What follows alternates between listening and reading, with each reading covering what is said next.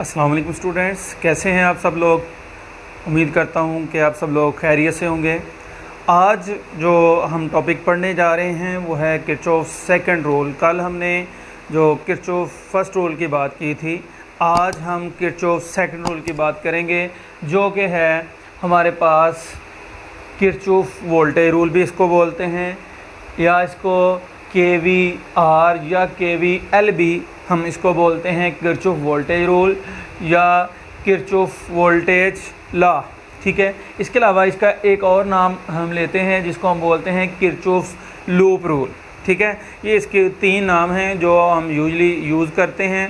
तो इसको अगर हम डिफ़ाइन करना चाहें तो हम कहते हैं the algebraic sum of all the voltages change in a closed circuit और लूप इज़ ज़ीरो। कि एक सर्किट के अंदर जितना भी हमारे पास वोल्टेज में चेंज आएगा उनका अगर हम सम करें तो वो बच्चों हमारे पास होता है ज़ीरो के इक्वल। ठीक है, ये आज हमारी डिस्कशन का हिस्सा रहेगा। ठीक है, इसको आज हम अच्छे से डिटेल में देखेंगे। किरचॉफ रूल को आम तौर पे बहुत मुश्किल बना के पेश किया जाता है, या ये स्टूडेंट्स के लिए जो मुश्किल जो है वो एक मुश्किल होती है स्टूडेंट को इनको समझने के लिए। तो आज मैं इनको कोशिश करूँगा कि मज़ीद सिंपल वे में जितना हो सके आपको समझ आ जाए, और इस लेक्चर को देखते आपको साथ ही ये याद हो जाएगा इंशाअल्लाह। अब हम स्टार्ट करते हैं कि जो हमारे पास ये किरचॉफ वोल्टेज रूल है, इससे पहले हमने वोल्टेज चेंज पढ़ा हुआ है, उसके अलावा हमने पोटेंशियल चेंज पढ़ा हुआ है, या हमने पोटेंशियल डिफरेंस के बारे में बात की है। ये सारे जो 3 नाम हैं ये एक ही चीज़ के नाम हैं, या आप इसको पोटेंशियल डिफरेंस बोल लें, पोटेंशियल चेंज बोल लें, या वोल्टेज चेंज बोल लें। ठीक है, अब हम जो है इसको देखते हैं। ये चीज़ें सारी हमने जो अभी स्टडी करने जा रहे हैं स्टार्ट में, ये सारी चीज़ें आपने प्रीवियस टॉपिक्स के अंदर पढ़ी हुई हैं, लेकिन इनके बगैर अगर हम इनको देखेंगे, एक बार रिव्यू कर लेंगे, तो हमारा जो किरचॉफ सेकंड रूल है उसको समझना इंतहाई आसान हो जाएगा। ठीक है जी, इसलिए हम इनका एक रिव्यू लेंगे। तो अगर हम पोटेंशियल डिफरेंस को डिफ़ाइन करना चाहें, पोटेंशियल चेंज को डिफ़ाइन करना चाहें, वोल्टेज चेंज को डिफ़ाइन करना चाहें, तो हम कहते हैं कि work done per unit charge, इसको हम बोलते हैं पोटेंशियल डिफरेंस या पोटेंशियल चेंज। ये हमने पढ़ा हुआ है कि जब हम 2 प्लेट्स लेते हैं, आप समझ लें कैपेसिटर्स की ही प्लेट्स हैं, अगर उसके अंदर 2 अपोजिटली चार्ज प्लेट्स हैं हमारे पास पैरेलल, उसके अंदर जब हमने एक यूनिट पॉजिटिव चार्ज को मूव करवाया था अगेंस्ट द इलेक्ट्रिक फील्ड, तो हमें क्या करना पड़ा था बच्चों, हमें वर्क करना पड़ा था। हमने इस यूनिट चार्ज को, इस यूनिट पॉजिटिव चार्ज को इस फील्ड के अगेंस्ट मूव करवा के हमने इसको इस पोजीशन से इस पोजीशन के ऊपर लेके जाना है। तो इसके लिए हमें क्या करना पड़ेगा, वर्क करना पड़ेगा। जब हम इसको इस पोजीशन से इस पोजीशन के ऊपर लेके जाएंगे, तो जब हम इसके ऊपर वर्क करेंगे तो इसमें जो एनर्जी है पोटेंशियल एनर्जी की फॉर्म में ऐड हो जाएगी इसकी, या हम कह देंगे कि इसकी जो पोटेंशियल एनर्जी है बच्चों वो क्या हो गई है, बढ़ गई है। ठीक है, या हम कहते हैं कि इसकी पोटेंशियल एनर्जी में इंक्रीज़ आ गया है। ठीक है, या हम कहते हैं कि इसकी काइनेटिक एनर्जी जो है वो पोटेंशियल एनर्जी में कन्वर्ट हो रही है। ठीक है जी, तो इसके लिए हम मुख्तलिफ़ किस्म के जो वर्ड्स हैं वो यूज़ करते हैं। इसको हम बोलते हैं कि ये हाई पोटेंशियल है, इसको हम बोलते हैं कि ये लो पोटेंशियल है। ठीक है, तो आगे हम देखते हैं कि W इज़ इक्वल टू, अगर यहाँ से हम वर्क डन निकालना चाहें तो हमारे पास आएगा डेल्टा V क्रॉस Q। ठीक है जी, तो यहाँ से हम वर्क डन को डेल्टा U भी लिख सकते हैं। ठीक है, हमने ये पढ़ा हुआ है। तो delta U is equal to delta Q into delta V into Q, वो उस फार्मूले से हमने ये रिलेशन जो है वो डिराइव कर लिया है। अब जो हमारे पास जो वर्क डन है या चेंज इन पोटेंशियल एनर्जी है वो पॉजिटिव भी हो सकती है, वो नेगेटिव भी हो सकती है। अब हम देखेंगे कि ये पॉजिटिव किस तरह से होती है और ये नेगेटिव किस तरह से होती है। अगर तो ये चार्ज यहाँ से हम वर्क डन करके इसको ऊपर की तरफ मूव करवा के लेके जाते हैं तो इसकी पोटेंशियल एनर्जी में इजाफा हो रहा है। ठीक है, इसकी पोटेंशियल एनर्जी में क्या हो रहा है, इजाफा हो रहा है। ठीक है, अब इसको क्या नाम देंगे, ये हमारे पास आएगी पॉजिटिव पोटेंशियल एनर्जी। ठीक है, positive change in the potential energy. अब यहाँ पे अगर ये चार्ज आ गया है, अब चार्ज डाउनवर्ड मूव करना शुरू कर देता है तो इसकी जो हाइट है वो कम होना शुरू हो जाती है, ये डाउनवर्ड मूव करना शुरू कर देता है तो बेटा इसकी जो हमारे पास काइनेटिक एनर्जी है उसमें इजाफा होना शुरू हो जाता है। हम कह देते हैं कि पोटेंशियल एनर्जी में डिक्रीज़ आ गया है। उस डिक्रीज़ को हम कहते हैं कि पोटेंशियल एनर्जी जो है वो कम हो गई है और उस कम हुई पोटेंशियल एनर्जी को हम कहते हैं कि जो पोटेंशियल एनर्जी है वो नेगेटिव है। नेक्स्ट हम देखते हैं कि delta U is equal to potential energy gain. जब हमारे पास पॉजिटिव चेंज आएगा तब हम कहेंगे कि पोटेंशियल एनर्जी के अंदर इजाफा हुआ है, पोटेंशियल एनर्जी गेन हुई है। अगर हम नेगेटिव की बात करते हैं, नेगेटिव पोटेंशियल एनर्जी की, तो तब हम कहते हैं कि पोटेंशियल एनर्जी में डिक्रीज़ आया है, पोटेंशियल एनर्जी लॉस्ट हुई है। ठीक है, जैसा कि हमने पहले इसके बारे में अभी बात की है। ठीक है जी, अब हम देखते हैं वही कंसिडर अ करंट। ठीक है, एक करंट है वो मूव कर रहा है हाई पोटेंशियल से लो पोटेंशियल की तरफ। ठीक है जी, ये हमारे पास एक रेजिस्टर है।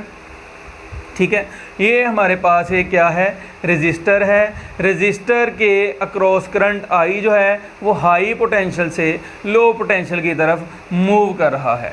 ठीक है जी, अगर हमारे पास जो वर्क है वो हो चार्ज को मूव करवाने के लिए अगेंस्ट द इलेक्ट्रिक फील्ड। ठीक है, तो यहाँ से हम देख लेते हैं कि जब हम लो पोटेंशियल से हाई पोटेंशियल की तरफ जाते हैं तो उसकी जो हमारे पास पोटेंशियल एनर्जी है वो हमारे पास क्या होती है, इंक्रीज़ हो रही होती है। तो इसलिए हम कहते हैं कि ये जो पोटेंशियल डिफरेंस है या चेंज इन पोटेंशियल है इसकी वैल्यू हम लेते हैं पॉजिटिव। अगर ये हाई पोटेंशियल से लो पोटेंशियल की तरफ मूव करेगा तो हम कहेंगे कि इसकी पोटेंशियल एनर्जी में चेंज जो है वो नेगेटिव आ रहा है, तो पोटेंशियल की वैल्यू क्या हो रही होगी, कम हो रही होगी, तो पोटेंशियल की वैल्यू हम क्या लेंगे, नेगेटिव लेंगे। सेम जो फिनोमिना है ये वाला वो यहाँ पे हम अप्लाई करते हैं। जब करंट जो है वो हाई पोटेंशियल से लो पोटेंशियल की तरफ मूव करेगा तो क्या होगा भाई, हाई पोटेंशियल से लो पोटेंशियल की तरफ जब हम मूव करते हैं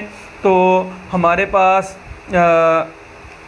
हाई पोटेंशियल से लो पोटेंशियल की तरफ मूव करते हैं। ठीक है, ऊपर से नीचे, तो आपके पास जो एनर्जी है वो क्या होती है, पोटेंशियल एनर्जी, उसमें डिक्रीज़ आ रहा होता है। ठीक है, तो नेट अगर हम इसकी वैल्यू निकालें तो वो हमारे पास आएगा नेगेटिव में चेंज आएगा। ठीक है जी, वहाँ से अगर हम देखें, ठीक है, यहाँ पे हमने ओहम्स लॉ यूज़ किया है। ठीक है, Ohm's law delta V equal to I R. अगर हम लेफ़्ट टू राइट मूव करेंगे तो इसमें बच्चों जो होगा, जो पोटेंशियल डिफरेंस होगा वो पॉजिटिव होगा। जब हम लेफ़्ट टू राइट नहीं, लो टू हाई पोटेंशियल के, ठीक है, लो टू हाई पोटेंशियल की तरफ मूव करेंगे तो इसमें जो चेंज आएगा वो पॉजिटिव आएगा। अगर हम जो हाई से लो की तरफ मूव करेंगे, हाई से लो की तरफ मूव करेंगे तो यहाँ पे जो वैल्यू है इसकी वो क्या होगी, नेगेटिव होगी। इसकी रीज़न मैंने वहाँ पे आपको बता दी है। ठीक है जी, आगे हम देखते हैं सर्किट डायग्राम। अब जो है बेसिकली हमारा जो किरचॉफ रूल है असल में वो स्टार्ट होने लगा है। इससे पहले ये डिटेल जानना आपके लिए बहुत ज़रूरी थी, इसके बगैर आप किरचॉफ रूल को सॉल्व नहीं कर सकते थे, इन सर्किट को एनालाइज नहीं कर सकते थे। तो देखते हैं, ये हमारे पास एक सर्किट है। ठीक है, जो किरचॉफ रूल है वो दोनों जो रूल हैं वो हमारे पास कॉम्प्लेक्स सर्किट को रिजॉल्व करने के लिए, एनालाइज करने के लिए ही बनाए गए थे। ठीक है, नहीं तो सिंपल रूल को हम ओहम्स लॉ और पैरेलल और सीरीज़ कॉम्बिनेशन जो रजिस्टर थे उनसे भी हम कर लेते थे। ठीक है, ये हमारे पास एक सर्किट है, वो क्या है, एक कम्प्लेक्स सर्किट है। इसमें एक बैटरी या सेल या ईएमएफ का सोर्स ये है, E1 है। फिर आगे हमने एक रजिस्टर R1 लगाया हुआ है। फिर आगे हमने एक ईएमएफ सोर्स एक और यूज़ किया है जिसको हमने E2 का नाम दिया है। फिर उसके बाद R2 रजिस्टर लगाए। अब इस केस में हम किस तरह से इन रजिस्टर की वैल्यू जो है, इनके अक्रॉस करंट की वैल्यू किस तरह से हम जो है वो फाइंड आउट करते हैं, इस तरह से देखने से तो हमें पता नहीं चल रहा, क्योंकि यहाँ पे जो रेजिस्टेंसीज हैं, रेजिस्टेंसीज भी दो हैं और जो हमारे पास सोर्स हैं वो भी दो हैं। अब हम फिर क्या करें कि किस जो हमारे पास बैटरी है उसका करंट, अब देखें ना कि ये जो पॉजिटिव टर्मिनल है इसका हमें पता है कि हमने कन्वेंशनल करंट लेना है, इसकी डायरेक्शन इस तरफ को होगी, अब इसकी डायरेक्शन इस तरफ को होगी। अब ये तो करंट का आपस में कह लें कि झगड़ा हो गया है तो फिर हम क्या करेंगे इस केस में, हम किस तरह से इन सर्किट को सॉल्व करते हैं। ठीक है, फिर हम क्या करते हैं इस तरह के केसेस के अंदर जो हमारे पास बड़ी बैटरी होगी उसका जो करंट का डायरेक्शन होगा वही वाली डायरेक्शन जो है हम सर्किट में करंट की डायरेक्शन लेंगे। अब अगर हमें जो पता नहीं है कि कौन सी बैटरी बड़ी है कौन सी बैटरी छोटी है, तो फिर हम क्या करते हैं बच्चों, मैं आज आपको इख्तियार देता हूँ। आज से पहले आपको ये इख्तियार किसी ने नहीं दिया होगा कि आपको अगर ये नहीं पता कि कौन सी बैटरी बड़ी है तो आपने क्या कर लेना है बेटा, लेट कर लेना है। आपने लेट कर लेना है कि ये E1 जो है वो E2 से बड़ी है या E2 जो है वो E1 से बड़ी है। यहाँ पे हम सपोज कर रहे हैं कि E1 जो है वो E2 से उसकी EMF जो है इस सेल की वो ज़्यादा है। ठीक है, तो फिर क्या होगा, तो फिर ये होगा कि करंट जो है वो इस डायरेक्शन में फ़्लो करना शुरू कर देगा, एंटी क्लॉकवाइज डायरेक्शन में ये करंट इस सर्किट में फ़्लो करेगा अकॉर्डिंग टू योर बुक। ये मैंने जो सर्किट डायग्राम है वो बनाई है। यहाँ से करंट एंटी क्लॉकवाइज जब फ़्लो करेगा तो रजिस्टर R1 से पास करेगा, इस सेल से पास करेगा जिसकी EMF E2 है, फिर इस रजिस्टर से पास करेगा और फिर ये जो चार्ज है डेल्टा Q जहाँ से स्टार्ट हुआ था वहीं पे आके ये क्या हो जाएगा रेस्ट करेगा, वहीं पे पहुँच जाएगा। ओके, अब इसको एनालाइज करते हैं, इस सर्किट को देखते हैं कि किस तरह से हम इस सर्किट को ऑब्ज़र्व करते हैं, इनको एनालाइज करते हैं। यहाँ पे ये पॉइंट ए है, लेट्स सपोज मैंने यहाँ पे सपोज किया है, इससे स्टार्ट करते हैं। यहाँ पे बैटरी जो है इसके ऊपर कह लें कि वर्क करती है। ठीक है, यहाँ से चार्जेज जो हैं वो बैटरी लेती है और इसको इस डायरेक्शन में मूव करवाना शुरू कर देती है। Change in potential energy in first cell, यहाँ पे हम पोटेंशियल एनर्जी जो है फर्स्ट सेल में देखते हैं कि वो क्या होती है। हमें पता है कि डेल्टा U जो है वो delta V cross delta Q होता है। ठीक है, ये चार्ज डेल्टा Q है, ये इसका पोटेंशियल डिफरेंस है। ठीक है जी, तो हमें पता है ये फार्मूला क्या है। तो यहाँ पे जो पोटेंशियल डिफरेंस है वो इस बैटरी का हमने उसकी EMF E1 ली है, तो डेल्टा V की जगह हम E1 लिखेंगे और डेल्टा Q की जगह डेल्टा Q लिखेंगे। तो हमारे पास जो इक्वेशन आएगी वो delta Q = E1 delta Q आ जाएगी। सही है जी, तो ये हमारे पास पोटेंशियल एनर्जी आ जाएगी या चेंज इन पोटेंशियल हमारे पास ये आ जाएगा, वो आ जाएगा E1 डेल्टा Q आ जाएगा फॉर दिस। ठीक है, इस कंपोनेंट के लिए, इस बैटरी के लिए, इस सेल के लिए हमारे पास ये जो पोटेंशियल में चेंज है या एनर्जी है वो हमारे पास इतनी आ जाएगी E1 डेल्टा Q। ठीक है जी, इसमें डेल्टा U = इतना आ जाएगा। फिर यहाँ से करंट इस डायरेक्शन में फ़्लो करता है। ठीक है, करंट क्या कर रहा है, हाई पोटेंशियल से लो पोटेंशियल की तरफ मूव कर रहा है। ठीक है जी, हाई पोटेंशियल जैसा कि हमने इसको ऑब्ज़र्व किया था, इसमें हाई से लो था, यहाँ पे भी क्या है, हाई से लो फ़्लो कर रहा है। करंट की डायरेक्शन हाई, इसका टर्मिनल ये है, ये हाई है तो लो जो है वो दूसरा जो है वो लो ही होगा। ठीक है, हाई से लो की तरफ फ़्लो करेंगे तो हमारे पास जो डेल्टा V है इसके क्रॉस उसकी वैल्यू आएगी माइनस IR, और रजिस्टर कौन सा है R1, तो इसलिए इसकी वैल्यू कितनी आ जाएगी, IR1 आ जाएगी। यहाँ पे हम क्या करेंगे, वही वाला इक्वेशन यूज़ करेंगे। ठीक है, तो डेल्टा V की जगह क्या आ जाएगा, हमें पता है कि ओम्स लॉ क्या होता है। यहाँ पे देखें डेल्टा V = -IR, तो यहाँ पे डेल्टा V की जगह हम क्या लिखेंगे, -IR1 और डेल्टा Q वैसे ही आ जाएगा। Change in potential energy across R1 इतनी आ जाएगी। अब जो है, जो आपको पता है कि ये बैटरी जो है वो बड़ी है, ये बैटरी जो है वो छोटी है, तो क्या होगा, यहाँ से जब करंट फ़्लो करेगा हाई से लो की तरफ मूव करेंगे। जब हाई से लो की तरफ मूव करते हैं तो क्या होता है जी, पोटेंशियल एनर्जी में डिक्रीज़ आता है। जब हम हाई से लो की तरफ मूव करते हैं तो पोटेंशियल एनर्जी में डिक्रीज़ आता है। तो यहाँ पे हम क्या करेंगे, या हम कह सकते हैं कि जो छोटी बैटरी है ये चार्ज होना शुरू हो गई है, इसलिए इसकी जो पोटेंशियल एनर्जी है उसमें क्या हो जाएगा, डिक्रीज़ आ जाएगा। या हम कहते हैं कि हाई पोटेंशियल से चार्ज लो पोटेंशियल की तरफ जब मूव करता है तो उसकी पोटेंशियल एनर्जी में डिक्रीज़ आता है। ठीक है बच्चों, ये आपने बात याद रख लेनी है। ठीक है, यहाँ पे फिर क्या होगा, पोटेंशियल एनर्जी की वैल्यू हमारे पास delta U equal to delta V equal to delta Q. ठीक है जी, तो यहाँ पे हम क्या करेंगे, डेल्टा वी जो है उसकी वैल्यू हमें पता है कि E2 है, जिस तरह से हमने E1 के लिए निकाला, सिमिलरली उसी तरह से E2 के लिए भी निकालेंगे, लेकिन इसकी वैल्यू क्या होगी, नेगेटिव होगी। ठीक है, यहाँ पे क्या था, चार्ज जो है वो लो से हाई की तरफ मूव कर रहा था, इसलिए इसकी जो वैल्यू है वो पॉजिटिव आएगी। इसकी जो है वो हाई से लो मूव कर रहा है। ठीक है, यहाँ पे लो से हाई, यहाँ पे हाई से लो, यहाँ पे हाई से लो, यहाँ पे भी हाई से लो। जिस तरह से इस रजिस्टर के अक्रॉस हमने पोटेंशियल एनर्जी की वैल्यू निकाली थी, इसी तरह से इस रजिस्टर के अक्रॉस भी हम पोटेंशियल एनर्जी की वैल्यू निकाल लेंगे। ठीक है, तो वो हमारे पास आ जाएगी change in potential energy across R2, वो हमारे पास आएगी delta U equal to minus I R2 delta Q. तो ये हमने सारे सर्किट के अक्रॉस जितनी भी पोटेंशियल एनर्जी में चेंज आया हर एक कंपोनेंट के लिए उसकी वैल्यू हमने निकाल ली। ठीक है, अब हमने इन सब को ऐड कर देना है अकॉर्डिंग टू द हमारे पास जो स्टेटमेंट है किसकी, किरचॉफ सेकंड रूल की। वो क्या है, sum of all the voltage changes in a closed circuit or a loop is zero.